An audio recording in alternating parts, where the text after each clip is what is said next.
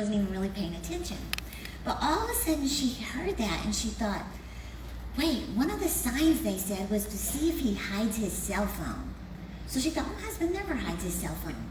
But while she's cooking, she thought, where is his cell phone? So she went in the bedroom and she's searching everywhere for his phone and can't find it.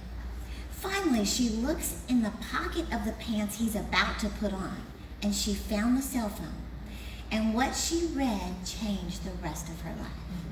She opens it up and reads a text that said, I can't wait till you're all mine. No more sharing. It was from a coworker, from a woman he worked with. She said in 1 second, her life changed. Now I promise this is a motivational message, okay? She walked into the bathroom, she turned the water off, pulled the shower curtain back, and said, get the blank out of my house. She said within 5 minutes, he was out of the house, soaking wet. I don't think he was naked, but he was wet. And she didn't say that part. But anyway, she said she was so devastated. She went over to her neighbors and she said, can you just watch my kids for a little bit? I've just got to regroup. She watched the kids. She went back to the house. She said, I laid in the floor, on my hardwood floor, for 4 hours crying from the deepest part of my guts. And she said, I just laid there thinking, what does a person do? Like, what do you even do from here? She said, how do I even get up? Like, I don't even know how to get up. And she said, now to put her life into perspective, she and her husband had just filed bankruptcy. She said, I didn't have a job. I didn't have a car in my name. I didn't have a checking account in my name.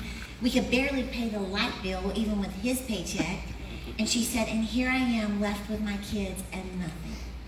And she said, but while I was laying on that floor, a tiny glimmer of hope just rose up on the inside of me and said, but what if you could get up? What if you could get up and start putting one foot in front of the other?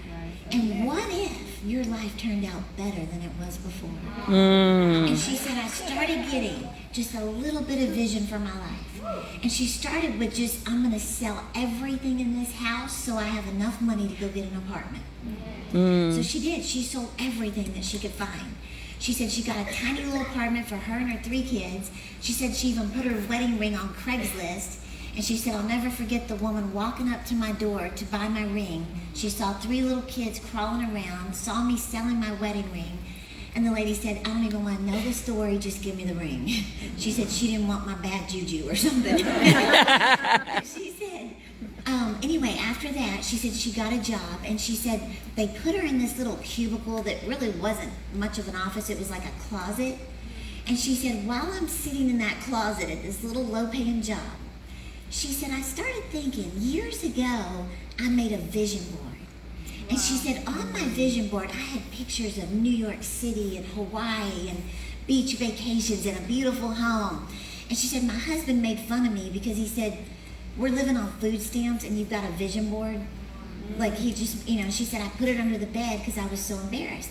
She said, this time, nobody can make fun of my dreams. She Come put on. that vision board in her office because she said that way, instead of thinking about I'm living on food stamps, she said, I'm going to look at where my life is headed. Come on. She said 8 hours a day, she's focused on her future, focused on her future. Well, she said finally one day her boss came in. He handed her this ticket and he said, listen, tomorrow we're launching a new product and I need you to go with me. Here's your ticket, your airfare.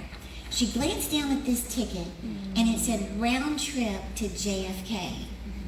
She looked up at her vision board where she had written New York City, baby. She glances down at that New York ticket and she thought, what? Is this really happening? She said that was the beginning of one dream after another unfolding right before her eyes. She said, I knew I was onto something. If I could dream it, God could do it. She said, all God needed to see from me was vision and faith. Amen. And today, that woman who could barely pay her bills is now a very wealthy businesswoman. That woman who was rejected by her husband is now one of the most sought after public speakers. That woman who had no dreams or was actually made fun of for dreaming is now a best-selling author teaching people how to dream. You know what she said? That text message was the best thing that could have ever happened to me. She said, or else I'd still be in that bankrupt life. So, the power of a decision. Amen. So, I'm going to share with you 4 decisions that you must make to live the life of your dreams. Are you ready? Amen. The first decision, number 1, is a decision to get up. Amen. A decision to get